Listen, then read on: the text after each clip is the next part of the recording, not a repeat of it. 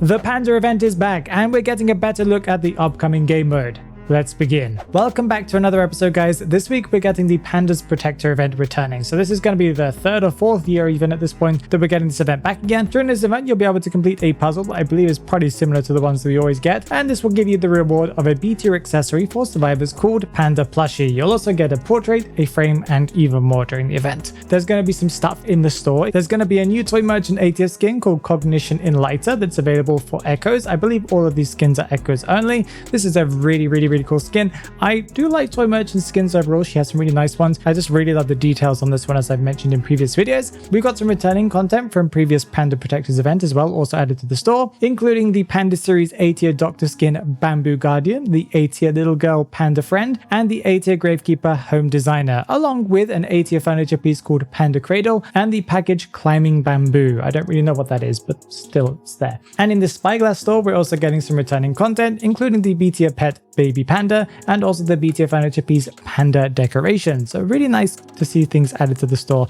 in that way, especially for free-to-play players. Another thing that we're getting this week is we're getting the third week of the anniversary event. I believe this is the final week of at least of the story and stuff. You know, they'll probably still be available for you to do, but there's no new extra content, I believe, coming after this week. That means that we're getting the continuation of the story. If you've been following it, I've just been pressing skip. That means that I believe the A tier unlock card, the permanent one, should now be available in the kind of event. And there's also going to be the continuation of the anniversary tales that unlocks every single day. And another thing that we're getting this week is we're getting a character day that is for Mercenary on July 23rd. It's going to be his 6th character day, meaning he's getting a special portrait. So yeah, that's really all that we're getting this week. Let's talk about what's coming from the future. Well, the first thing that we've had some information on is we got a better look at the Weeping Clown Whimsy series skin that's coming out. I believe it's called Breezy Snail. That's coming on July 30th. So not this week, but the following week. We get to see all the little juicy little details on this skin, and I must say it looks super chaotic, but I love how that's kind of what the look is. I think the chaoticness was on purpose. He has like a snail in his head. Maybe the effects will be like speech bubbles, because you can see speech bubbles on the image.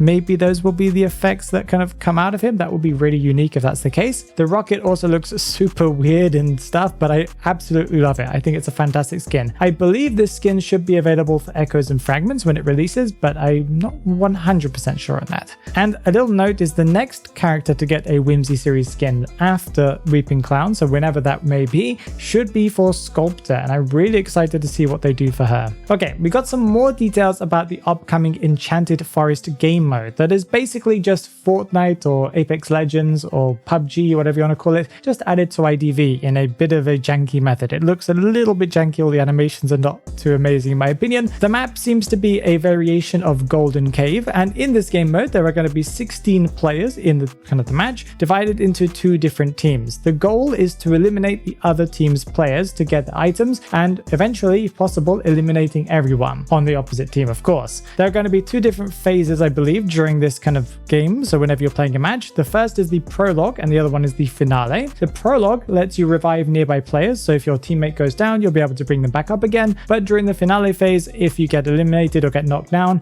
I believe you're completely permanently out for that match. So yeah, it looks like you have a bit of a chance at the beginning to make up for any mistakes you might make. Instead of having like hero shooters where you get to kind of pick special abilities, in this one we have roles that are animals, and each animal that you can pick from at the beginning of the match, I assume, will give you different abilities that you can pick and choose from. Around the map you'll find different item spawns. These things can be like chests that you can open up to get different weapons, consumables and stuff like that. You can also get things like buffs and stuff as well. So yeah, really weird and wacky, and I hope this game mode is fun. I can imagine I'll have a lot of fun with it. It just looks so janky and weird. And I believe that's coming next week, if I'm correct about that. So yeah. And another thing I wanted to talk about, this is more of a rumor or a theory. This comes from IDV Clue on X or Twitter. I think they might also have a Blue Sky account. You might want to look that up. They noticed that both Lucky Guy's China exclusive skin that's called Starflight Journey from the kind of Chinese aerospace crossover, and the recent one that we just got from Gardner that is Born of the Stars, have the same skin series tag in the game, suggesting that they are part, of course, of the same series